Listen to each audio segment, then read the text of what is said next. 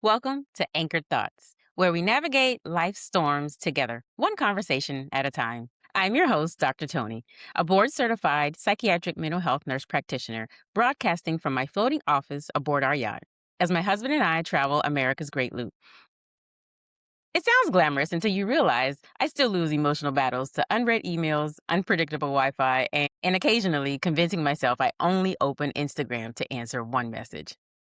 Every week, we spend a few minutes untangling the thoughts that keep us stuck, exploring the science behind our minds, and sharing practical tools you can actually use in everyday life. So unclench your jaw, drop your shoulders, take one slow, deep breath, and let's get anchored. Let me ask you something. Have you ever picked up your phone to check one notification? And 20 minutes later, somehow you convince yourself that everyone else is happier, more successful, better looking, more productive, financially secure, and apparently on vacation in Greece. I just added that one in there because it does seem as though everyone's in Greece at this time, at least in my feed. Meanwhile, you're standing in your kitchen wondering if cereal counts as dinner. If you've ever felt that way, you're not alone. And no, you're not being insecure. Your brain is doing exactly what human brains have always done.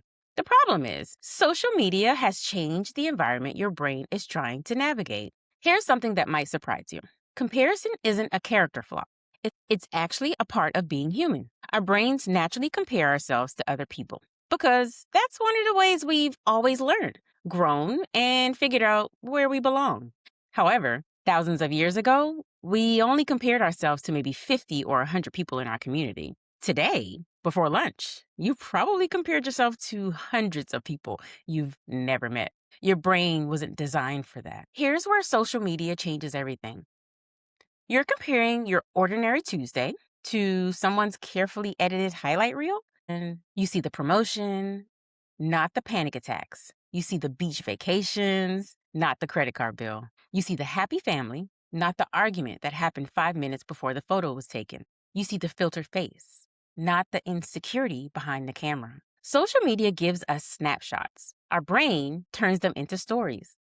And usually, those stories end with us believing we're somehow falling behind. Here's something we don't talk about enough. Even if you know those posts aren't the full story, your nervous system still responds to what it repeatedly sees. Psychologists call this normalization. The more your brain is exposed to something, the more normal it begins to feel. So, if every day your feed is filled with luxury homes, perfect bodies, flawless skin, million-dollar businesses, and people who somehow meal prep, meditate, journal, homeschool, and run marathons before 8 a.m., your own perfectly normal life can start feeling insufficient. Not because it actually is, but because your brain has quietly shifted its baseline for what's normal. Over time, constant comparison can quietly chip away at your self-esteem. You begin questioning yourself. Am I doing enough? Should I be further along? Why don't I look like that? Why isn't my life more exciting? And here's the dangerous part. The goalpost, it just keeps moving. Because tomorrow, there's another perfect house. There's another promotion, another engagement, another vacation. Comparison has no finish line. So here's a practical tip for you. Tip number 1, curate your feed. Here's one of the healthiest things you can do for yourself. Curate your social media feed the same way you'd curate the people you invite into your home. If someone constantly leaves you feeling anxious, inadequate, or like you're never enough, it's okay to unfollow, mute, or just take a break. Protecting your peace isn't rude.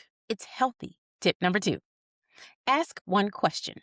The next time you catch yourself comparing, pause and ask, is this inspiring me or making me feel smaller? If the answer is smaller, your nervous system is giving you valuable information. Here's tip number 3. Replace scrolling with living. Before you spend 30 minutes watching someone else's life, ask yourself, what could I spend 30 minutes doing in my life that would actually make me feel good?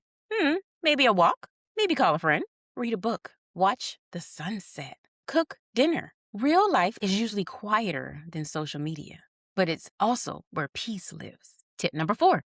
And one more thing. No checking your ex's profile every night does not count as exposure therapy.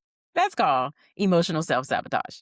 Give yourself permission to let chapters stay closed. Living on this boat has taught me something. Out here, If I spend all day staring at another boat, I'll completely miss the beauty of the water I'm actually sailing. Life works the same way. The more time we spend watching everyone else's journey, the less present we become for our own. So here's tonight's anchored thought. Your worth was never meant to be measured by someone else's highlight reel. The goal isn't to have a life that looks perfect online. The goal is to build a life that feels peaceful, but that can only happen when you put your phone down. As always, I'm grateful you spent a few minutes with me out here on the water. I hope today's conversation reminds you that your value isn't determined by likes, followers, or whether your life looks impressive through a filter. Believe it or not, the people who love you most aren't counting your followers. They're experiencing your present, and that's worth far more. And that's today's anchored thought. So until next time, take a deep breath, drink some water, maybe put your phone down for a little while, and go look at a real sunset instead of one on a screen. And remember, healing isn't a race. You don't have to compare your journey to anyone else's. Until next time, stay anchored, stay hopeful, stay you.